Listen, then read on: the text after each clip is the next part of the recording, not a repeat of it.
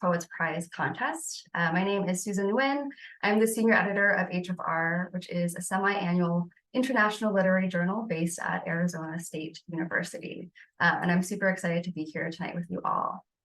Before we get started, we wanted to acknowledge the 22 Native nations that have inhabited this land for centuries.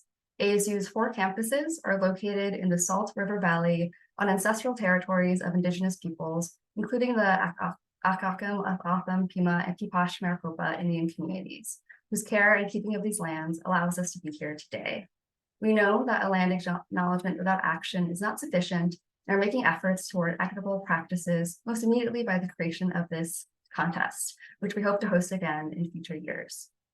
I'd like to thank and introduce the programs that worked with us on this contest. First, the Center for Imagination in the Borderlands, which is an Indigenous space at ASU where we constellate stories, knowledges, and languages across our many borderlands through strategic and exploratory modes of research, conversation, and performance. Next up, we want to thank the Red Ink Initiative, which is an interrelated set of campus, regional, national, and international projects, including an international journal with the goal of working with Indigenous communities. Next up, the Thousand Languages Project, which is a Virginia G. Piper Center for Creative Writing initiative and an ever-developing database featuring translations of work previously published in HFR, transformed into manifold world languages. Finally, I want to thank the Virginia G. Piper Center for Creative Writing, which is a non-academic university center at ASU dedicated to offering talks, readings, classes, workshops, and other literary events and programs for the larger community. Earlier this year for this contest, we accepted poetry submissions in both youth and adult categories, Arizona-based and nationally based, from writers who demonstrated a commitment to Indigenous communities. We defined commitment as those who advocate for Indigenous communities, have some personal experience with or within these communities, or contribute in some capacity to supporting Indigenous communities. As this was the first time we've ever run this contest, we are grateful for the many wonderful submissions we received, and we just want to thank everyone who submitted their poems and trusted us with their work. A special thanks to our initial readers for the contest, which included Lindsay Curley, Amber McCreary, Tate Walker, and James Blassingame of Red Ink Journal. And a final thanks to our contest judge, Pulitzer Prize winning poet and director of the Center for the Imagination in the Borderlands, Natalie Diaz. Natalie was unfortunately unable to make tonight's celebration, but she sends her immense regards and congratulations. The contest selected poems will receive a cash prize, publication in HFR Online, as well as our future fall and winter issue of this year. And they will also be translated in the future Thousand Languages issue. Later tonight, we'll be hearing from all 7 of our award recipients who are here, and will be followed by a reading from poet Jake Skeets. And finally, if there's time, we'll hopefully have some moments for a short audience Q&A. Tomorrow, keep your eye out because we'll be publishing the poems you hear tonight on HFR's website in a special folio, which will feature artists commissioned from the artist Thomas Breeze Marcus. So a few housekeeping items throughout this event. Please use the chat as a space to celebrate what you hear tonight. Feel free to throw in any moving lines that you're hearing from the poets, just generally cheer them on, and feel free to use the Q&A feature at the bottom of the Zoom screen to add any questions that you might want us to ask our readers at the end of the night. And with that, I'm going to pass the mic over to Dr. Jackie Balderrama, who will introduce our first reader. Thanks so much, Susan. It's a pleasure for Thousand Languages, the project I manage, to be involved in this prize. I know your translations, or our translators, are really looking forward to bringing these wonderful poems to a wider multilingual audience. I'll begin by introducing the recipients of Hayden's Ferry Review's Youth Arizona category, Rain Huelskamp and Denjone Burdette, followed by the Youth National category. Rain Huelskamp is a sophomore in high school from Arizona. Aside from writing poetry, her other interests include playing clarinet and bass clarinet in her school's concert and marching band. Please turn on your microphone and welcome to the virtual stage. Hi, thank you for the introduction and thank you HFR for this opportunity. I'm really excited. So this poem is about my struggle growing up as a Havasupai native in a predominantly white area, but learning to love being brown after meeting my best friend Lindsay, who is a Navajo native. So this is brown. I have brown eyes and brown hair framing my face, and brown skin thanks to my race. Not many good things are brown when you're a kid, but as I've aged, brown's not always stupid. Brown's the color of box chocolate from Valentine's Day. It's the color of my art class clay. It's the color of my dog's fluffy fur, and under my feet, the beloved earth. Brown's the color of that coffee after a 12-mile bike ride, or the branches of that tree where I've always liked to hide. It's the color of protein bars before lifting weights, and brown book pages, one of my favorite candidates. Brown's the color of my clear phone case, damaged from the sun. It holds all sorts of important things I've chosen. Like sticky notes, movie tickets, and gum wrapper hearts, maybe it's not so bad being built of brown parts. Thanks so much, Rain. That was incredible. And that really resonated with me too when I came to read it. So thank you so much. Beautiful. Please share celebratory comments in the feed. Next we have Denjoan Burdette, if they're available. I'll read the bio just in case to recognize Denjoan's work, and we'll move on to the Youth National category. Denjoan Burdette is a member of the Tonto Apache tribe in Payson, Arizona. She is a 14-year-old freshman in Payson High School who writes poems and wants to pursue a career in the medical field. This is her first poem accepted for publication. Her poem acknowledges the importance of her family and how it feels to feel nostalgic for a childhood almost over. So I really encourage you to check out her poem when it's published tomorrow. Yeah, congratulations. And on to our Youth National category. The recipients of this category are Acacia Armstrong. Acacia Armstrong is a 17-year-old urban Native writer. She is a descendant of the Mono tribe and loves to write all things poetry. Currently, she is a senior at Philip and Sala Burton Academic School in San Francisco, California. She enjoys spending her time with her pet cats and also reading. Her passion is in the arts, like music and writing. Welcome to the stage, Acacia. Hi, my poem is called I Am From. So, I am from untied shoes and scraped knees, from melting popsicles dripping down my chin. I am from doing belly flops into the pool and begging my mom to buy me bedazzled, light up Skechers. I am from acting out in order to get attention and tossing coins into fountains. I am from counting down the days until Christmas and from the indescribable smell of Goodwill. I am from picking at scabs and biting my nails, from undercooked pasta and burnt toast, and I am from throwing fits in the Safeway checkout line. I am from making dandelion wishes and blowing out birthday candles. I am from crowded school halls and the long lines on picture day. I am from the smell of dry erase markers and obscene doodles on classroom desks. I am from the abandoned, the broken, the hurt. I am from the endless hours of intensive therapy. I am from medication with names I can't pronounce, and side effect after side effect. From the panic attacks and the answers of never, sometimes, often, and always. I am from the monitored phone calls home. I am from leaving people before they can leave me. I am from losing trust and hope. I am from isolating in dark rooms. I am from giving up, quitting, stopping. I am the memory of untied shoes and scraped knees. Thank you so much, Acacia. Beautiful. The imagery in this poem always gets me. Fantastic. I'd like to hand the virtual microphone over to one of our initial readers for the prize, Tate Walker, who will introduce the recipients in the adult categories. And keep the love coming for Acacia. Wow, such strong young poets we have coming up in the world. I'm so excited to be here with everyone tonight. My name is Tate. My pronouns are they, them, and auntie. I'm Lakota Two-Spirit storyteller and a citizen of the Cheyenne River Sioux tribe. I'm joining you today from Acoma Altum and Peepash territory in Salt River, Arizona. I'm so proud to say that I was one of the initial readers of this contest, and I was blown away by everything I read, and I'm excited, so excited to be here tonight with this illustrious group of adult poets that I'll be introducing. First up, we'll celebrate our Arizona poets, beginning with Chris Hoshnick. He's a Dene filmmaker and poet from Sweetwater, Arizona. He's currently earning his bachelor's in English from the Arizona State University. In 2013, he graduated with an associate's in video production from Glendale Community College. His short film, Ozzy, premiered at the 2018 Jerome International Film Festival. He was a finalist in screenplay competitions at Austin Microfilm Festival, Phoenix Film Festival, and Shore Scripts. Chris was a 2022 writing fellow with the Emerging Dene Writers Institute, a 2023 screenwriting fellow with the Native American Media Alliance's Writers Seminar, and a 2023 Poet and the Senses Fellow. Chris, take it away.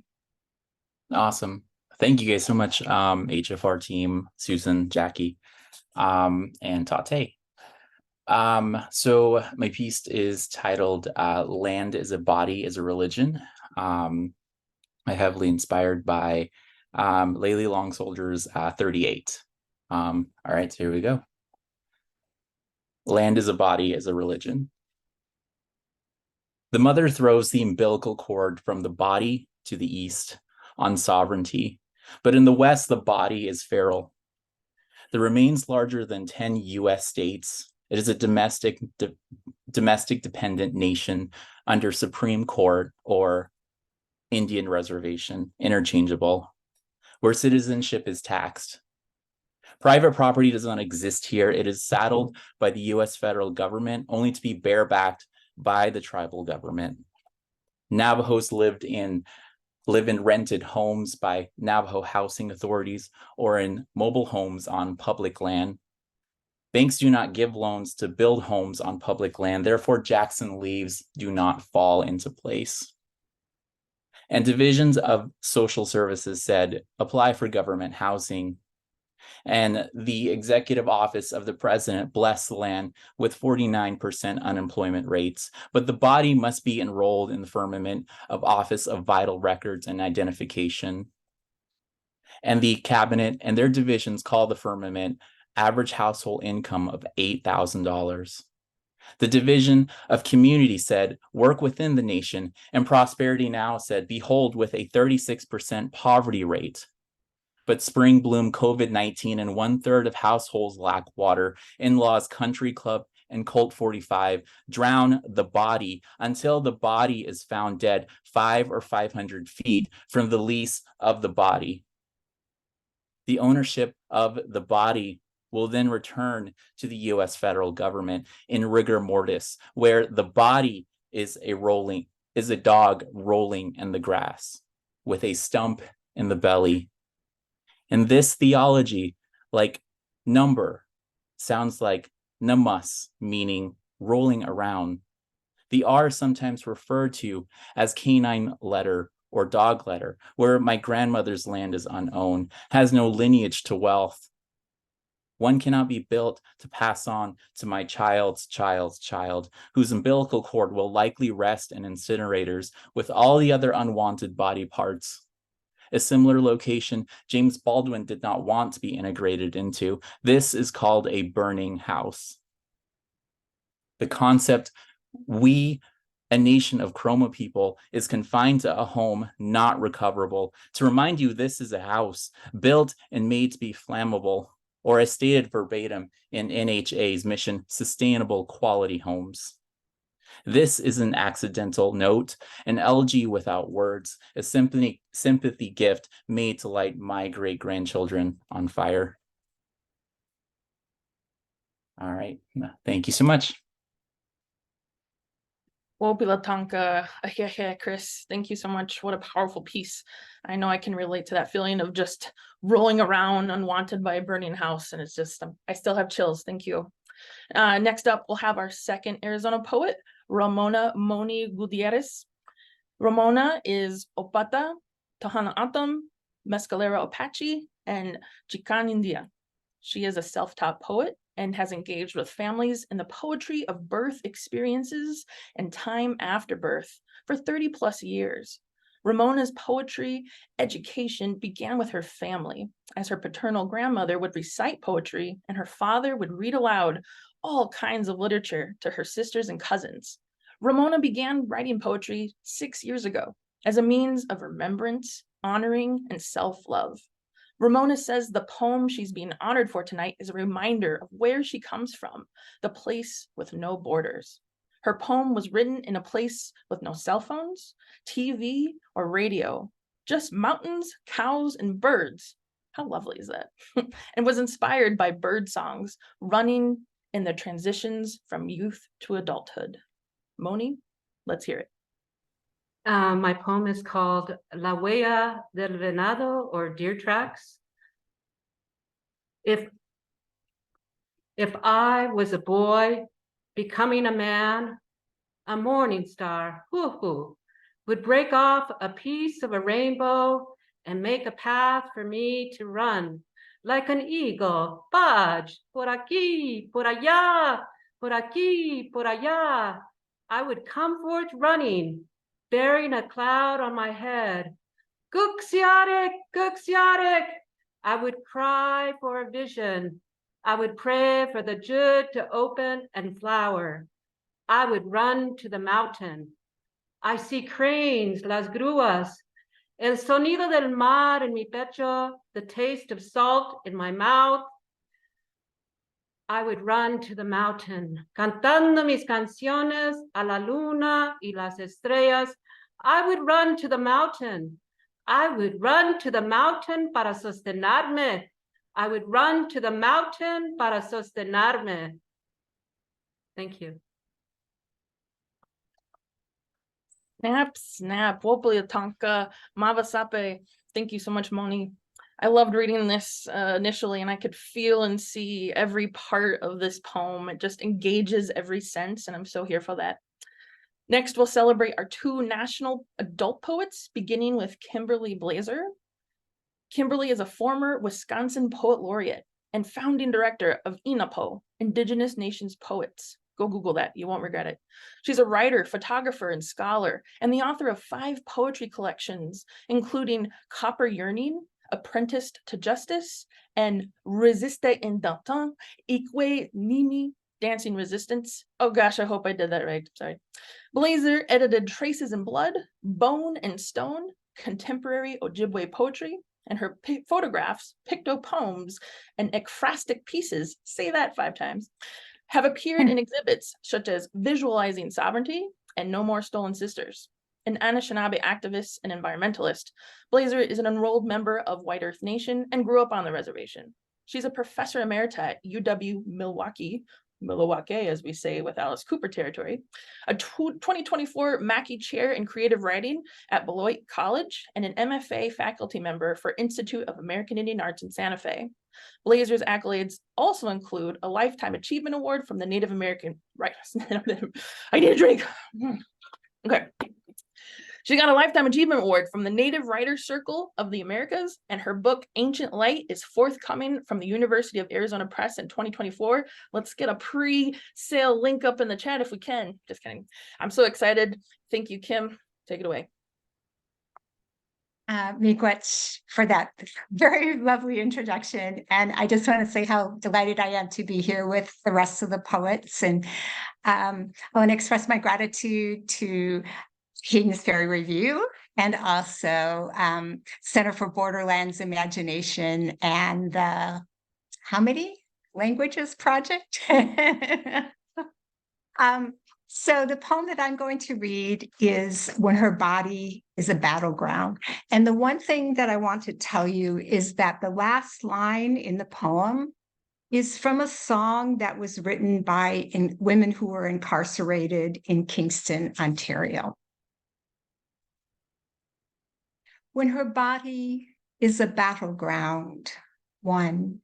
When Ikwe-wug litter ditches like deer, when girl bodies sink, skipped rocks off greased fingers of Wendigo, in a demo, ribbons on our skirt, a keening.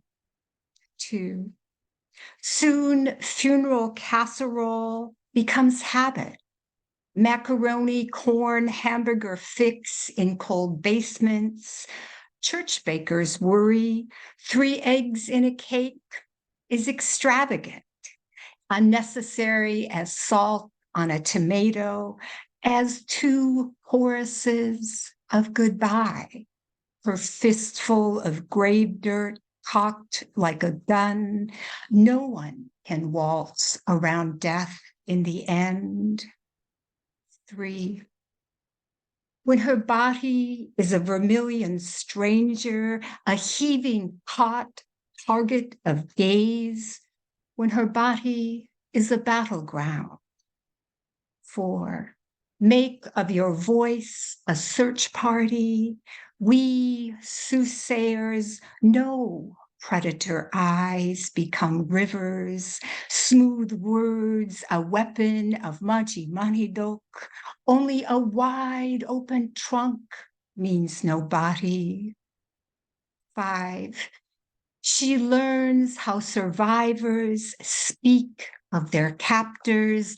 My fault, a confiteor of grievous, silk gown of words, bruised skin worn thin. Our stories rot, reek of futurelessness. 6. On the day she drank holy water like beer, rammed the Ford against the wrought iron gate, lace doilies, communion wafers multiplied in virgin births. Ladies' aid servers looked away.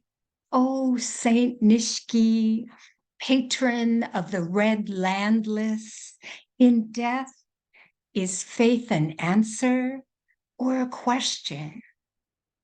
7. What then shall we craft of our breaking, we poles in the clay of our bodies? Only a porous heart withstands floods. 8. Mamawe mashko kabeyang. Together we stand strong. Miigwech. Wopalatonka, Chimegwich. Thank you, Kimberly, so much. That line, no one can waltz around death in the end. Holy, just got me. I could listen to you recite anything every day. Like, seriously, poetry's cool, but like you could take the McDonald's menu to another level. Love it. All right. Next up, we have our second national adult poet, Emily Clark, who's Kauai poet, beat artist, activist, and traditional bird dancer. Emily recently served as the 2022-23 Grayton Roadhouse intern for Heyday Books and News from Native California. She's a 2-time recipient of the UC Riverside Chancellor's Award for Poetry, a 2022 Pushcart Prize nominee, and a recipient of the Center for Cultural Powers Artist Disruptor Award.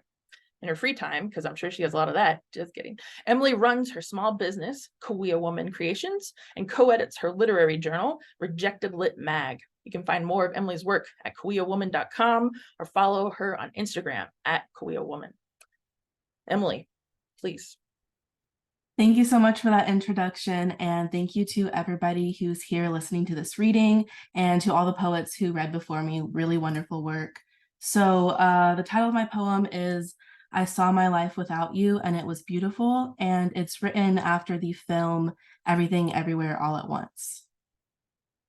What if I told you there were magnets in our bellies? If I told you that's how I knew it would be you, consuming every dimension. If I told you there was some kind of pull trying to fill up the bedrock mortars of our hearts. In another universe, I am riding shotgun with my fingers in your mouth. I wield acorns like keys between the knuckles of my hidden hand and daydream about pulling you under the murky surface of the hot spring my aunties used to walk miles to bathe in. You mansplain my ancestors to me, mansplain myself to me, man tell me stories I already know because you man think you man know them better than me, and another version of myself hovers over us, an angel or something worse. watching me deflate myself for the sake of tradition, for the sake of orgasm and this animal between us. How many times must I choke swallow my tail before I learn this lesson? One, I tongue kiss sacrality, every night ribbons around my wrists, every night the yucca blossom gag pressing me deeper into muzzle. Two, I am gifted fireside stories from other women. You traded history for skin. You colonized bodies like the missionaries. You used my name as your digging tool. Three, when I catch fire, there is only a reptile-shaped pile of self left behind. Didn't anyone ever tell you the story of how the rattlesnake got his fangs? Didn't anyone ever tell you not to step on him? I was taught womanhood like this. The moon, a pale blood stain, the moon, a victim, the moon, a disappearance, a dancer.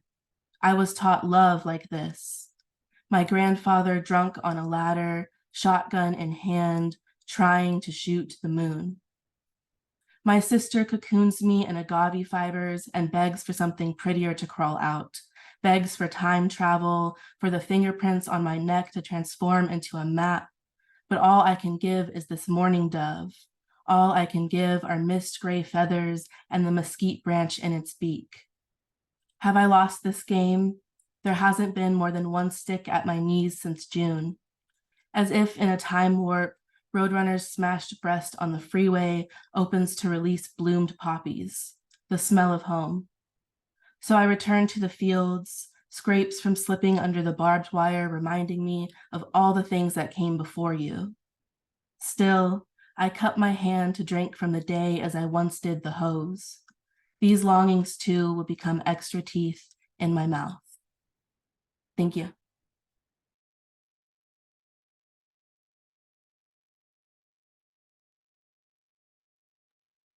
Absolutely beautiful.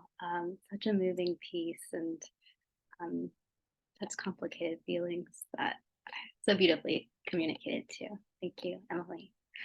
We've been joined by Dazone Burdette, and please correct me if I'm saying that wrong, but I'll introduce you and then we'll invite you onto the virtual stage to unmute your mic. Dazone Burdette is a member of the Tonto Apache tribe in Payson, Arizona. She is a 14-year-old freshman at Payson High School who writes poems and wants to pursue a career in the medical field. This is her first poem accepted for publication. Congratulations, I'm sure the first of many. Her poem acknowledges the importance of her family and how it feels to feel nostalgic for a childhood almost over. Dazone is the recipient of a Youth Arizona Prize. Welcome to the stage, Dazone. Hi. Sorry, I'm just like a little. Okay, so my name is actually Dejone. So that's all. So I'm reading my poem, right? Yes, go for it. And déjeuner. Thank you for correcting me. Okay. Sorry, I don't really have anything prepared. Let me get it.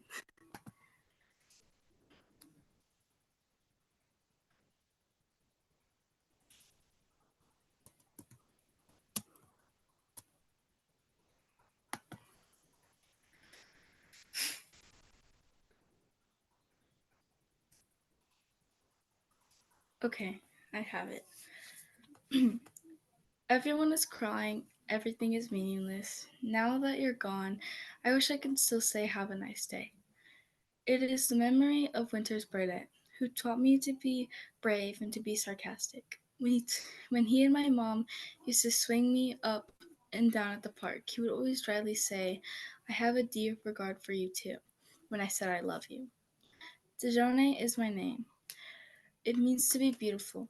It means something different to me. It means to be brave, to be funny, to be nice. It means feeling great about my eyes and my hair. It means to take care of my younger sister because she's not responsible in life, and to brush her teeth.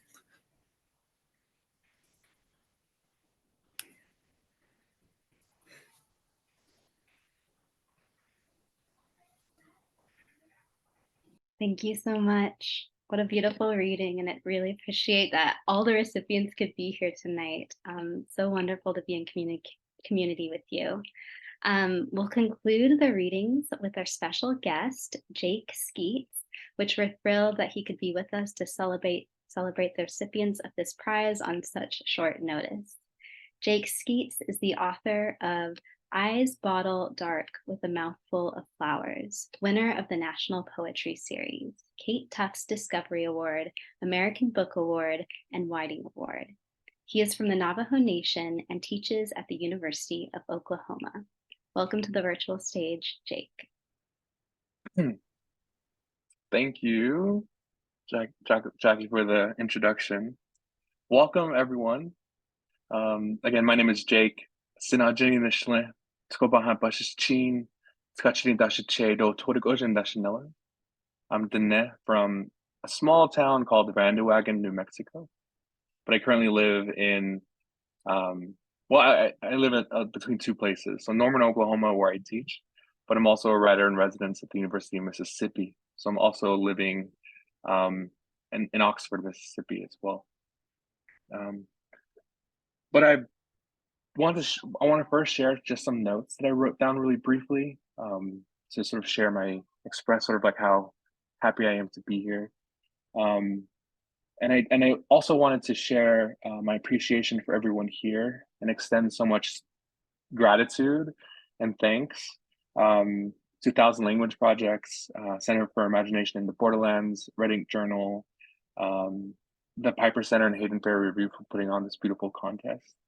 I also want to take a moment to honor Natalie Diaz, who couldn't be here, of course, unfortunately, but whom we definitely invite into this space and we hold space for in our circle. And finally, I want to congratulate our awardees and really thank them for sharing their story with us. I was sort of in the background here listening to all these amazing poems, amazing work, amazing this overall story.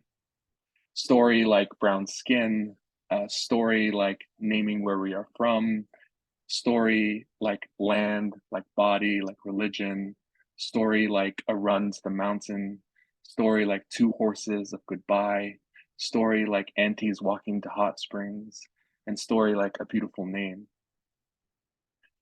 Indigenous poetry has been really an undercurrent, a shadow force not seen by everyone, but is felt by everyone, much like gravity is felt, orienting us toward land.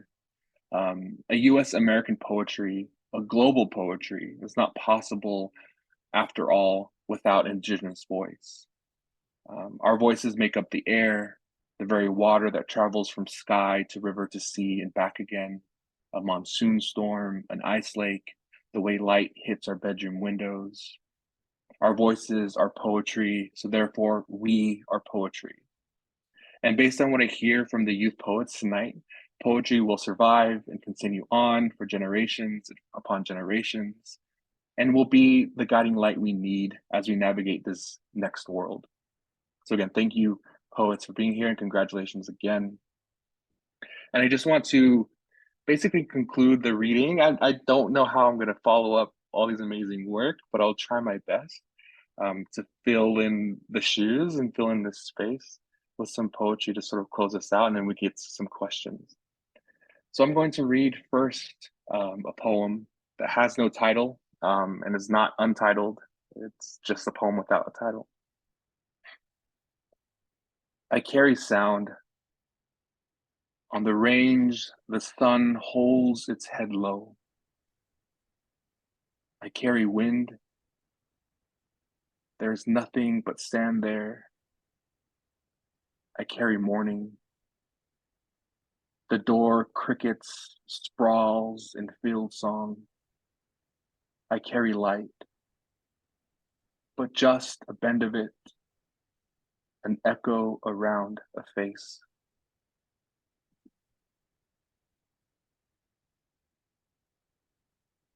This poem is called America, and it's one that I wrote after a nice little gathering that I had with my mom and my aunts back home on the reservation one summer evening. America. My mom and aunts sing along to Waylon Jennings, making tortillas in the kitchen. They say they never really went to school because boarding school never counts. They say, drain the sink water. Demand I open a window. They say they don't know how to dance, asking how to pronounce oppressed. The dough hangs from their hands crusted with flour, starlight, cracked bushes, yucca bloom, mudstone, fox sparrows, night storms drowned out by frogs and song, thew, hum, bellow, molt, hush, coo.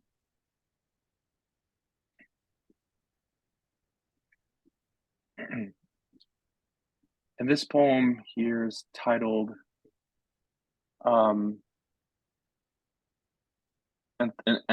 sorry, it's called Anthropocenic, which I realize is not actually the right word. And I realized this after it was already published, so I thought I'd just keep it. But I think it's actually anthropogenic or something. I don't even know how to pronounce it, but it's about the Anthropocene, basically.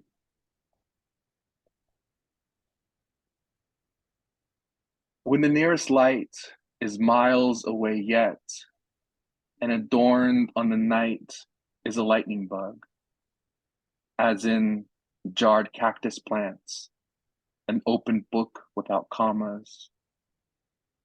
When the only thing you can touch is a plastic raft, and drenched between the hours is a cutting board, as in a place for garlic and onions, the face of early sky.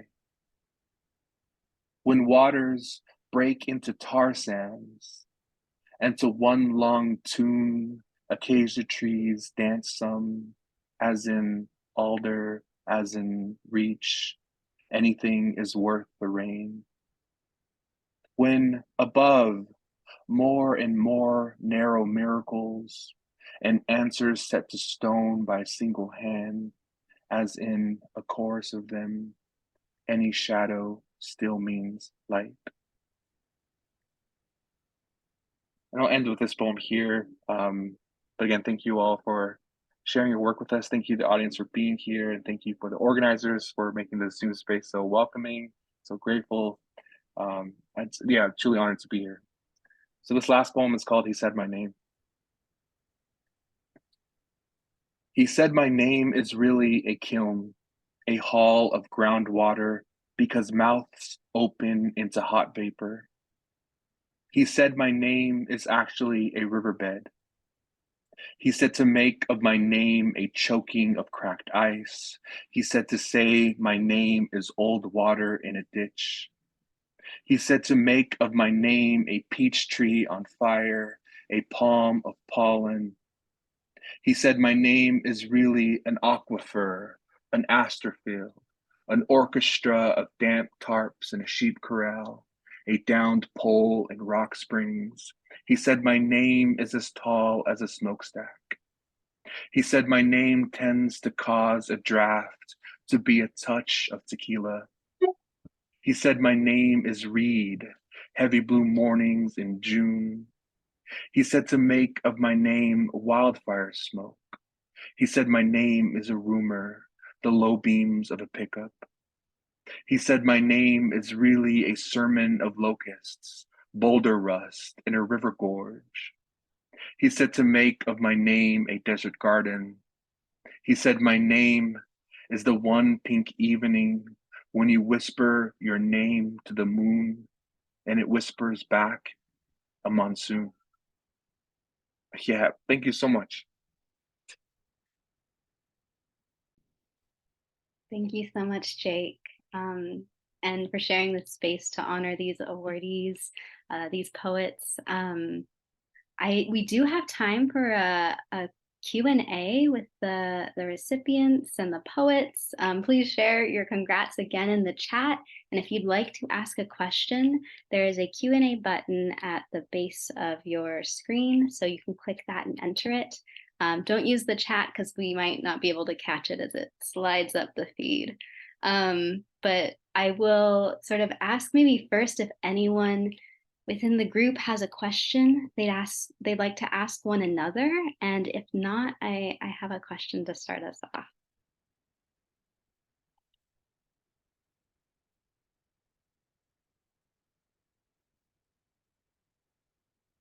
All right, you can still keep thinking of one and ask one later on, but I wanted to ask some of the youth participants, youth awardees, how did you find your way to poetry and, you know, come to write, maybe not the specific poem, but like, how did you find your way to being a poet? And anyone can choose to answer if you unmute and you can respond.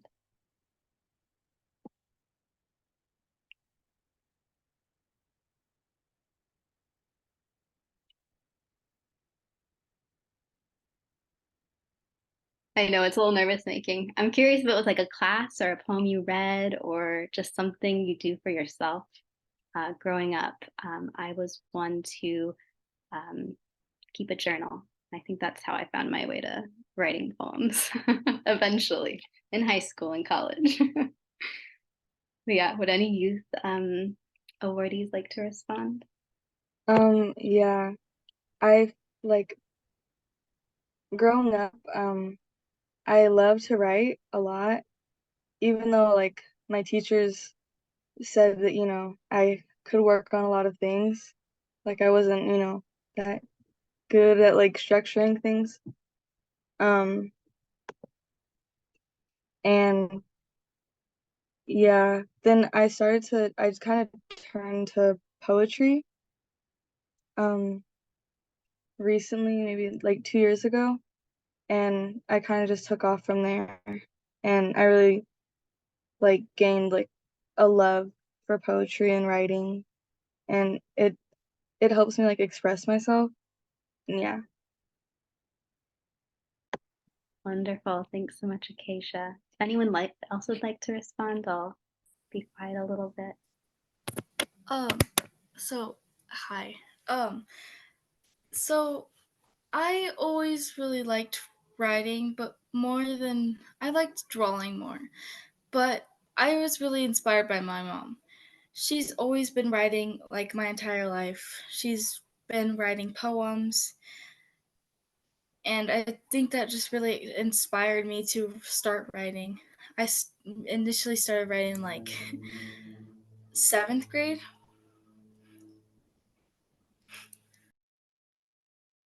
I love that. And yay to your mom. That's fantastic. Let's see, we do have a question in the Q&A. It might be more for Susan and I to answer, but let's see. How many total submissions were entered? Any opportunities to involve them moving forward? Congratulations to all. I'm not sure how many we received. Enough that Natalie Diaz was like, can we have co-recipients? We were originally going to award 4, and we were like, yes, if you choose to. So that was really exciting, and being able to celebrate more voices. Absolutely. Moving forward, I think, I don't know, we're thinking of having the prize again, maybe every other year, but that's still to be determined. Yeah, really exciting. See, I have a question for the adult recipients. I guess, what are some rules you've been taught about poetry that you set out to break in your writing, and those that you keep for yourself?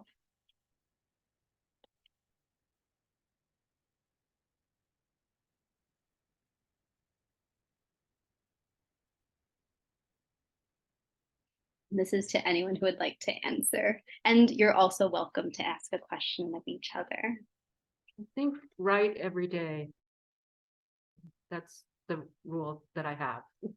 And to read a lot of writers, and when you read it and listen to poetry that's being read, actually, you know, you can do that on YouTube, but listen to a lot of writers and read a lot of different types of styles and write every day. And then the rules don't really make a difference because you're going to find this pattern for yourself that's going to work for you. And like, I had never written a poem in 3 languages before, so that was something new for me. And just by reading different writers, you know, that was how I got to that place. It was, you know, just trying to see what I could do with that. And that's kind of my rule. Read a lot, write a lot, read different styles.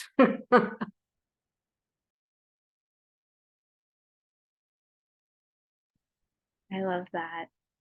Anyone else like to share? Or Jake too, if you have a question for the group you'd like to ask, you're more than welcome.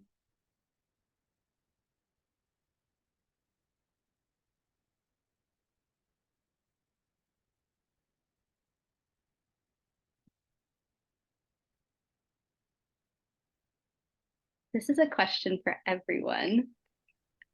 Let's see, what ways do you nurture your writing practice? What involvement or activities in or outside the arts have influenced it, and how? So actually, I was going to add to the other Oh, Kim, go ahead. question, which is no, but this is exactly what I was going to say, is that I feel like the other arts intersect with poetry. So for me, photography and poetry go together, but also just for me, also a lot of poetry comes from, you know, relationships with places. So I spent a lot of time in a kayak in the Boundary Waters. You know, like those kind of things that feed the writing, I think are as important as the writing itself, that we enter into community spaces, that we connect to it. Like Jake's poems were so stunningly connected to place, and I just love that. So I think that's really important as well.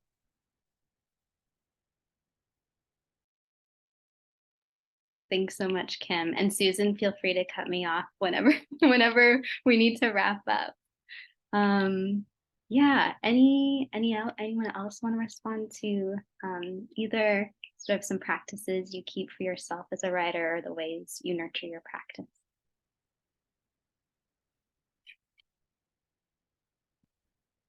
I guess I can also add too, and just open up, you know, continue the conversation. I think, yeah, I agree with Kim that poetry happens often when we're not actively writing a poem.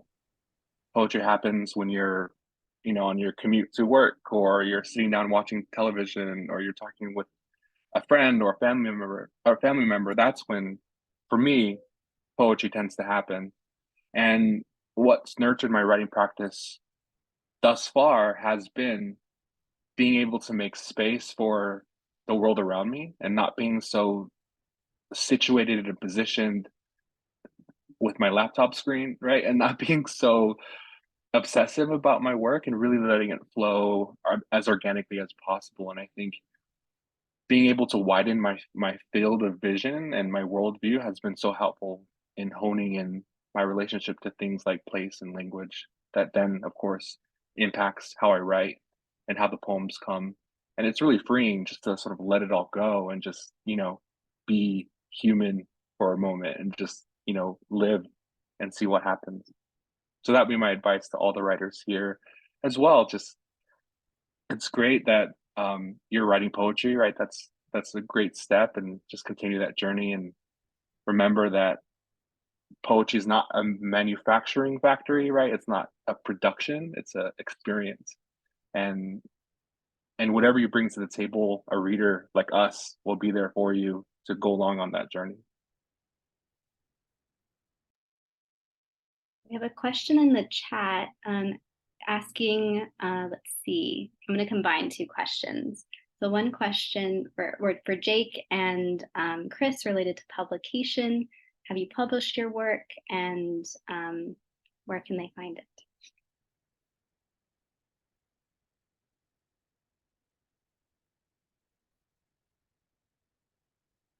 Jake, I think you had a book, correct?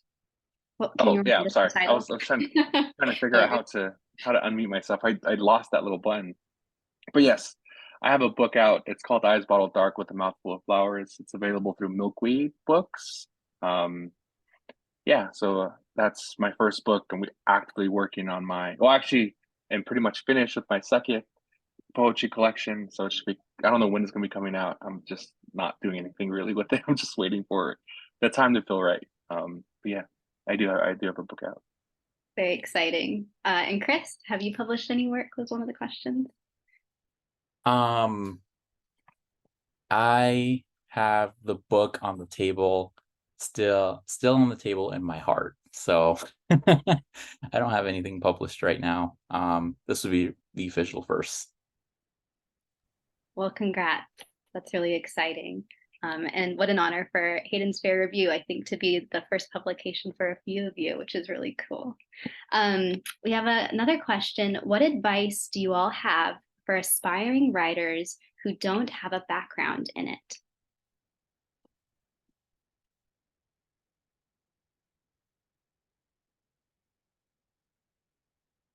And maybe I'd like to, no pressure, but I'll turn it to some people who haven't got a chance to answer. Emily, or would you like to share in response to that question, what advice you have? Yeah, definitely. So I think just kind of mirroring what Kim was saying as well, and Jake, experiencing things that are even outside of poetry. I think for me, the biggest thing that helps me with inspiration and creating work is the other art that I practice. So traditional dance or beadwork, things like that. And so starting there, and then, Moni said writing every day, things like that, experiencing other writers writing, going to events like this, readings, just gaining inspiration, and then practicing and not giving up in a way. I almost didn't apply to this competition. I think I sent this in like 3 minutes before the deadline. So which is very like me. But so I think just like taking chances, taking risks that maybe you tell yourself you don't want to do, or you maybe, have 3 minutes to finish, and taking those jumps and just feeling things out, not as like just an artist, but as a human being as well. Thanks so much, Emily. If anyone else would like to respond to this, advice for an aspiring writer who doesn't have a background in it. So I have a couple of thoughts. Oh, sorry, go ahead. It's okay, you could go.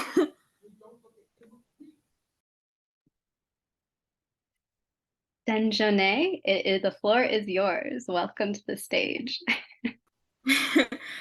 I feel so bad.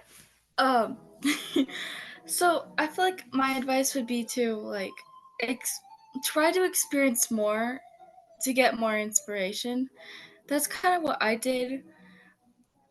I mean, to write my poem, my first little part of the poem, where it ends with like "Have a nice day," is actually about my uncle that passed away, and because I really missed him at the time, so I just like wrote about it. That's really beautiful. Thank you for sharing. Kim, did you want to share too?